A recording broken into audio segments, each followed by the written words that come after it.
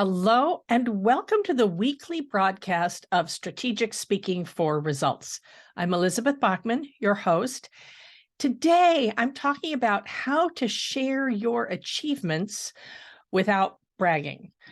If you're worried about being laid off, or if your company says, well, we'll have to do more with less, we're going to have to let some people go this year, or maybe you've already been laid off and you're worried about how to get the good, right next job, then sharing your achievements, talking about the things that you are good at is important.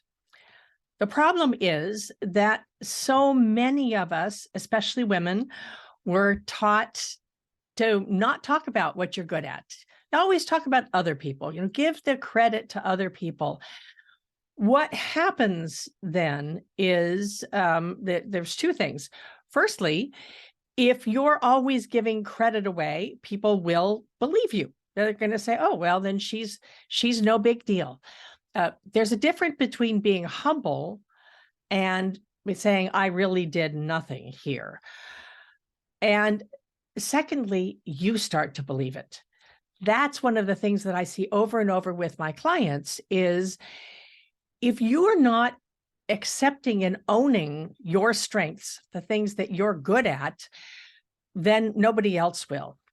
And frankly, if there's a vacuum where they need someone to promote or they need someone they're going to keep in this era of layoffs, then someone else is going to step in and take the job that should be yours, the promotion that should be yours, the raise that should be yours. In order to make yourself visible and valued, to talk about what you're really good at, you have to believe what you're really good at and talk about it. Now, the easy way to do this is to create little stories, 1-minute stories that you drop into conversation. Practice them so that you say them well. And then in a meeting, you can talk about a problem that you solved. And then you can say, I thought da, da, da, da, da. And then I had my wonderful team work on this.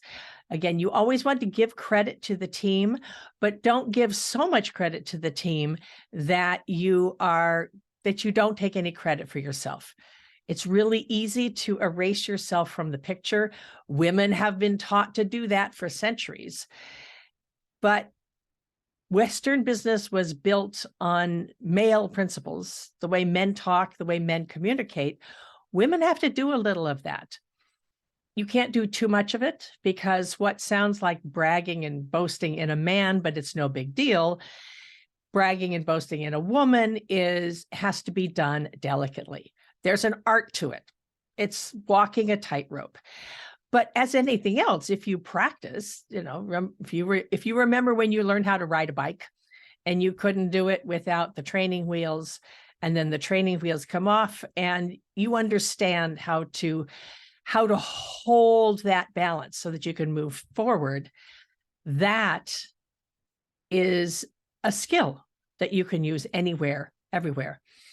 My client, Susanna, wrote to me the other day and she said, now that I'm starting to talk about and think about the things I'm good at, I'm also noticing how much other people in my department, mostly men, are talking about their skills.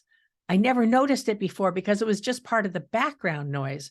But actually, that information goes into your subconscious, and then people remember that,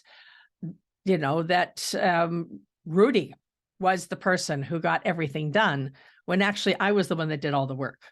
That's a paraphrasing of what she said. She was a lot more concise than I am.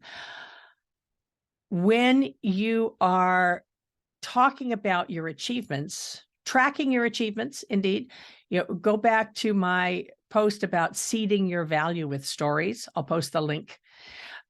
You can talk about what you've done well. You can also say, I saw a problem coming and I headed it off by getting the team organized so that the best people were working on it. You can also talk about how you're really good at enabling the team so that what you did got the right people to focus on the part that was really important. Maybe you removed some distractions.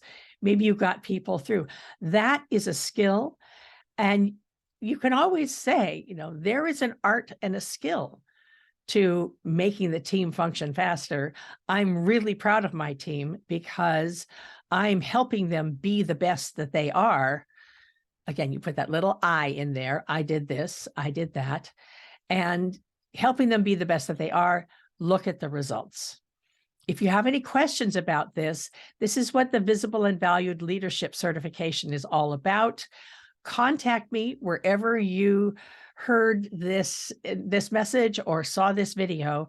I'll be happy to give you more information. This has been the weekly broadcast of Strategic Speaking for Results. I'm Elizabeth Bachman. I'll see you on the next one.